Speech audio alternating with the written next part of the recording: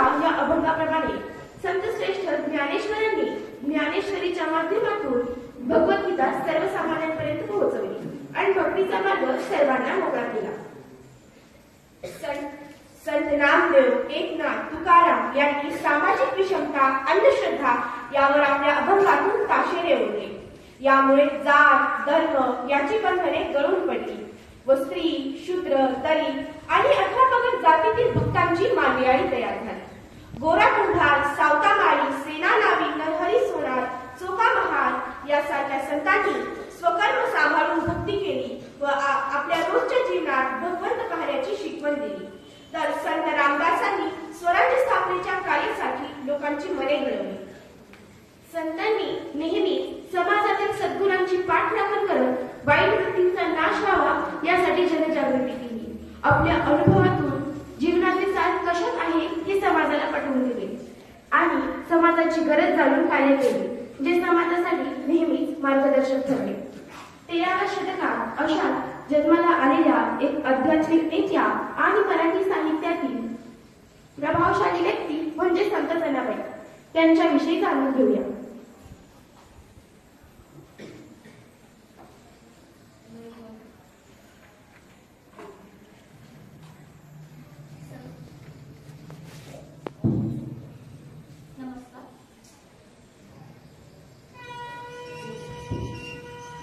नमस्कार.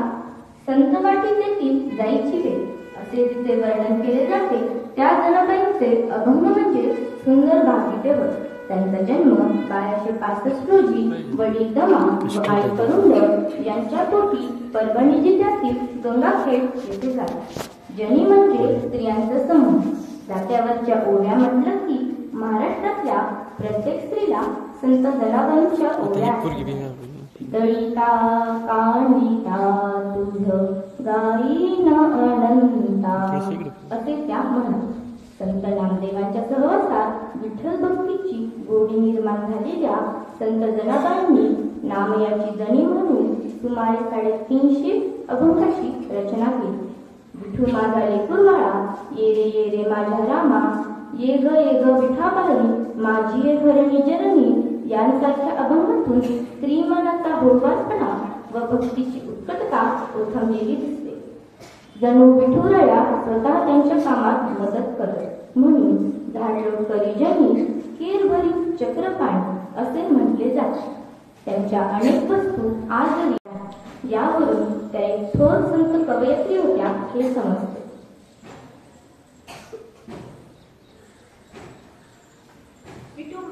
विठू माऊलीच्या भक्तांचा सोहळा प्रत्यक्ष अनुभवूया जनाईच्या विठू माझा लेकुरवाळा या गीतातून. हे गीत घेऊन येत आहे आमचा गीत मंच.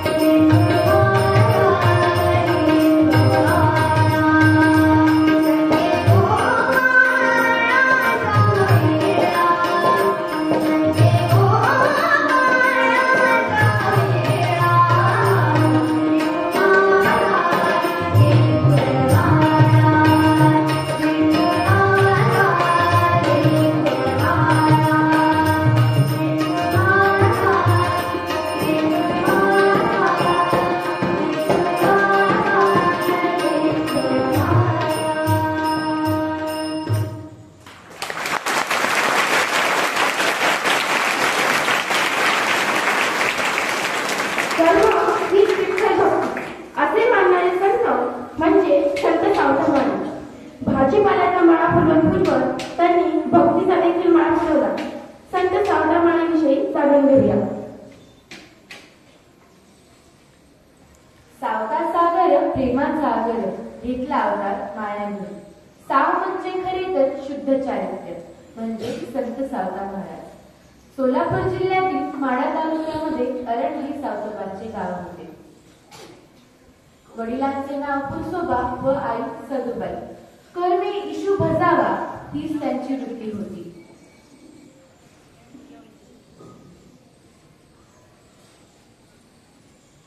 कर्मे इशू भजावा हीच त्यांची वृत्ती होती. ते लहानपणापासूनच विठ्ठल भक्तीत रममाण झाले.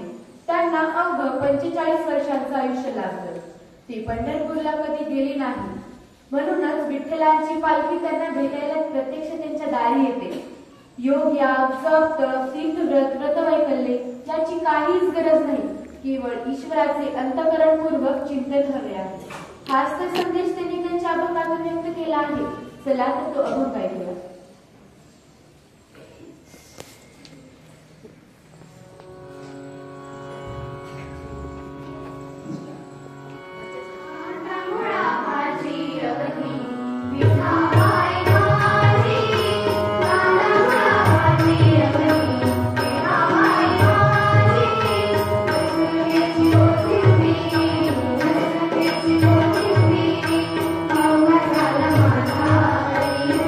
Thank you.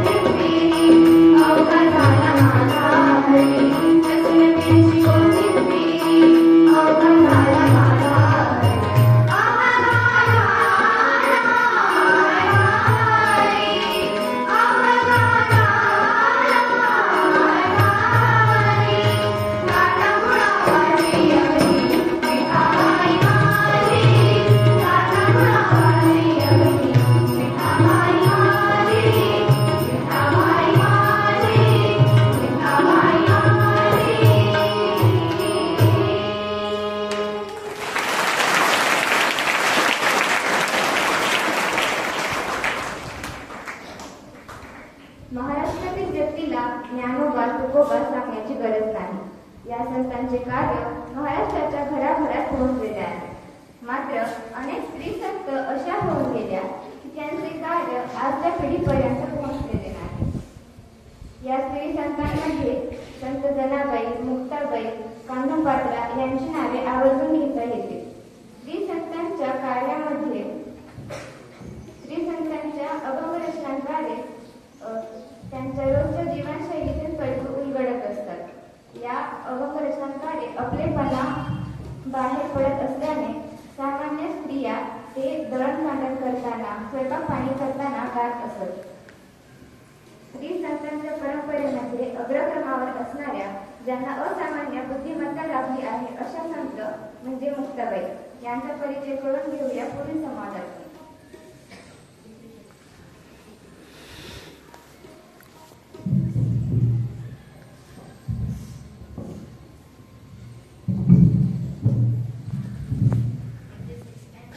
मजबरी दया करा, मजबरी दया करा, ताटी उघडा ज्ञानेश्वरा, ताटी उघडा ज्ञानेश्वरा.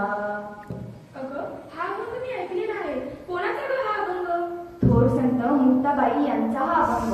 किती छान आहे अगं हा अभंग.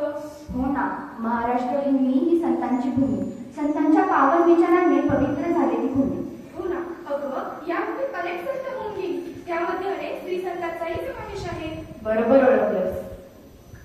स्त्री संतांनी समाजकार्याबरोबरच मायमराठीच्या सारस्वतात भक्तीचा मळा फुलवला आणि साहित्याचे दालन संपन्न केले. श्रावणी, आपल्याला मुक्ताईची माहिती असायला हवी. बरोबर ओळखलंस.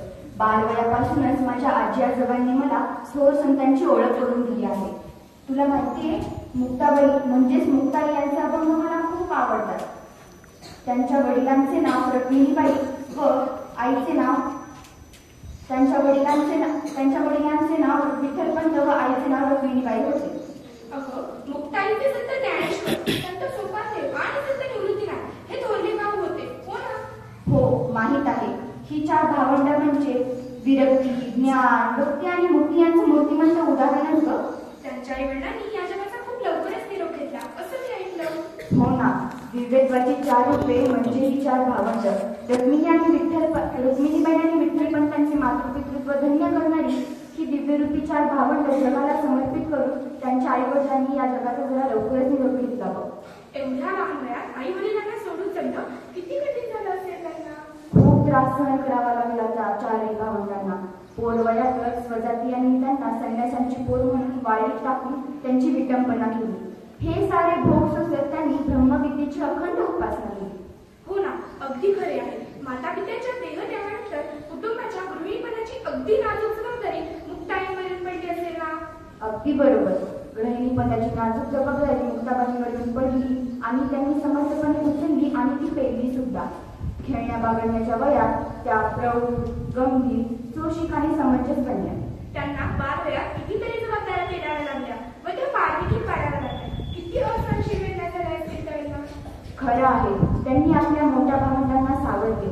त्यांचे गुरु संत निवृत्तीनाथ यांनी मुक्ताबाईंना गुरुमंत्र दिला. श्रावणी, मुक्ताईचे काठीचे अभंग प्रसिद्ध आहेत ना. हो, मुक्ताबाईचे काठीचे एकूण 42 अभंग प्रसिद्ध आहेत.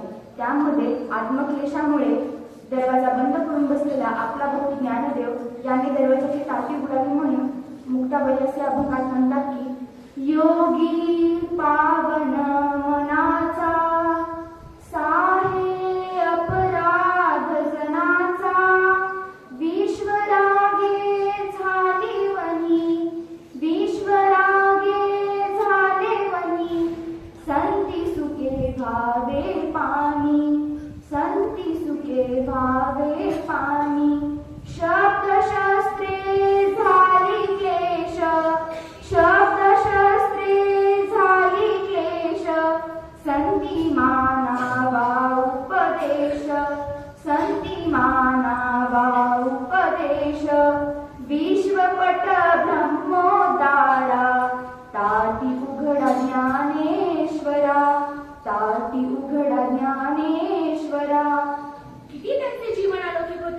श्रावणी, आज तुझ्यामुळे आम्हाला थोर संत मुक्ताबाई यांच्याविषयी माहिती मिळाली.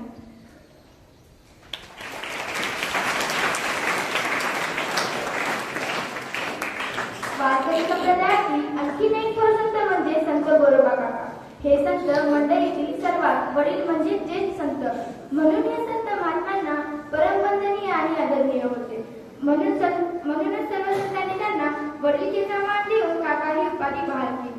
याच वडिलकीच्या नात्याने त्यांनी संत नामदेवांनी झालेल्या अहंकाराच्या बाधेतून मुक्त केले. असाच एक महत्वाचा प्रसंग काही विद्यार्थी आपल्यासमोर सादर करणार आहेत. तर बघूया नेमकं घडलं काय.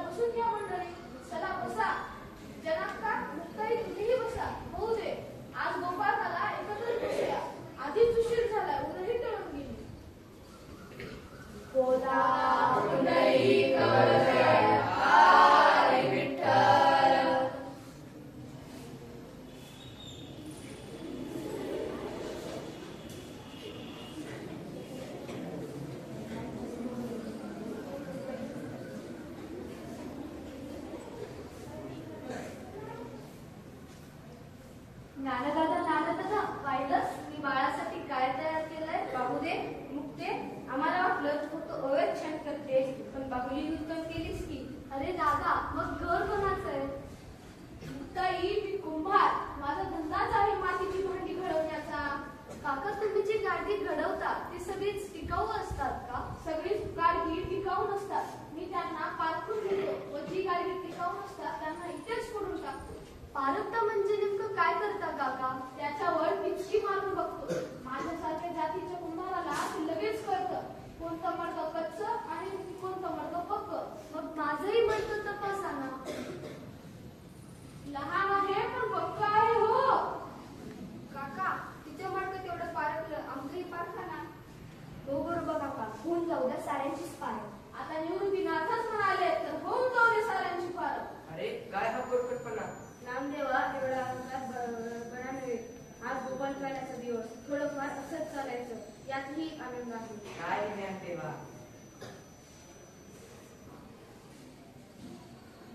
काका, तिचकी नको यात आधी तुझेच पारख म्हणते. अरे वा, पक्के आहे की.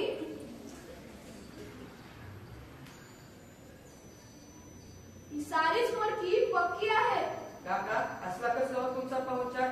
आज गोपाळकाला त्यात तुम्हाला मुलगा झालाय आणि अशा या शुभप्रसंगी तुम्ही आमचा अपमान काय करता.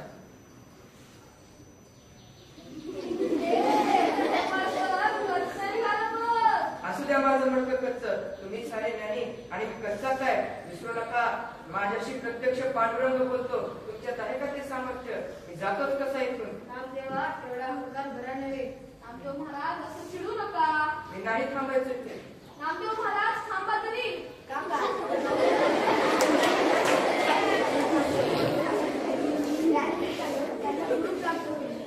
अरे निवृत्तीनाथा. काका, काळजी करू नका. आम्ही आता तुम्ही म्हणाल तसं. जय जय विठ्ठल, जय हरी विठ्ठल, जय जय विठ्ठल, जय हरी विठ्ठल.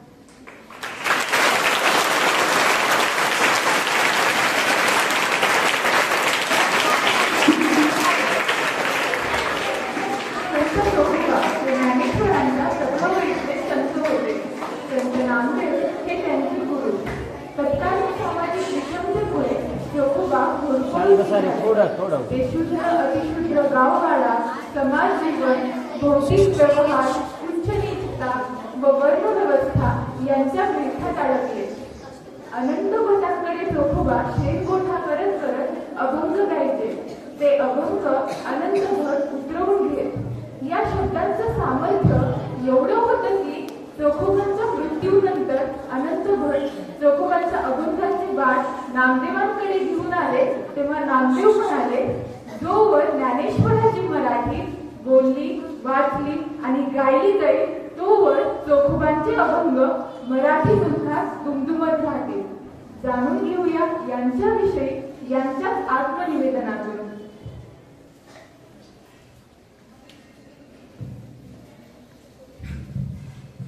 म्या चोखा चोखा महार मंगळवेढ्यातला, गावात पाटलाचं काम करायचं. मळा हाय, गुरढोर हायती, दगड इटा वाहून घ्यायचं, गावची तराठी करायची, लाकडं फोडायची आणि कंदीमंदी मेलेलं ढोर बी ओढून घ्यायचं. कामाचं काही वाटत नाही हो, पण ही लोक नीट बोलत नाहीत, लई वराडतेत. समजासाठी मी महारच की, कोणी जवळ करणार नाही, खायला पोटाला देणार नाही, शिव्या मारा बिगर दुसरं काही बी मिळत नाही.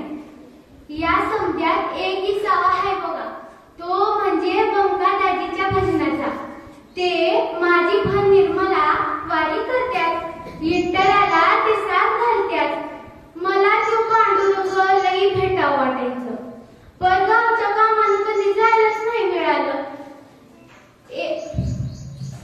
गावातला आनंद भट लई देव माणूस बघा, त्याची गुरं मीच राखायचो. आणि कधी मंदी आनंद भटाच्या पायाजवळ बसून 4-2 गोष्टी शिकलो.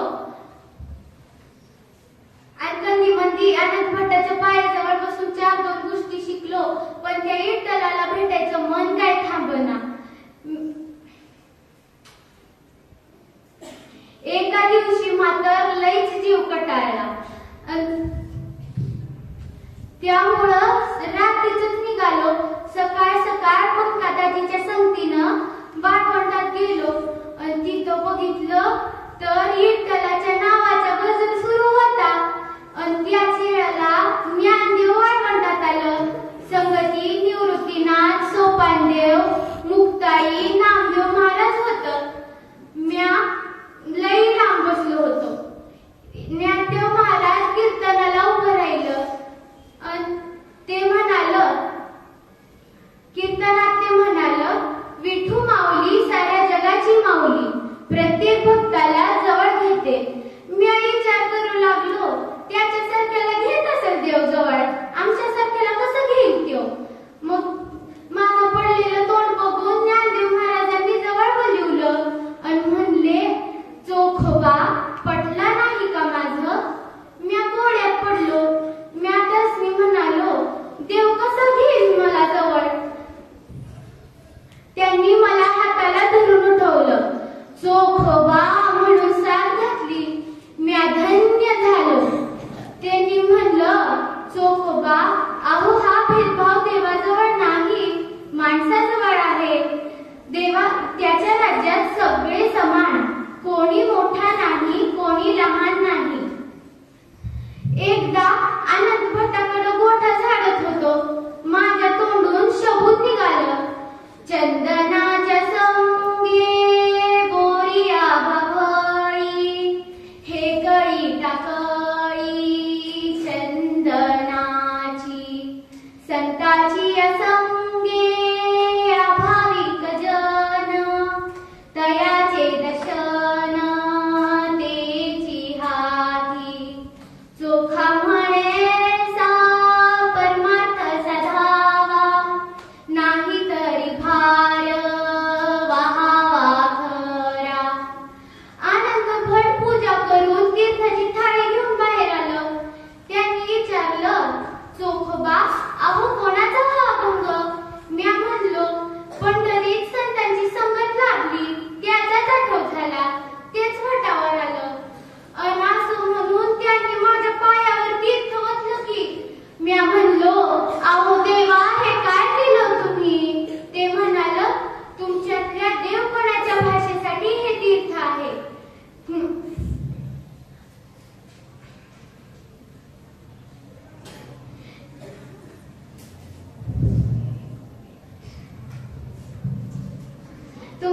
तुमच्या देवपणाच्या भाषेसाठी हे तीर्थ आहे.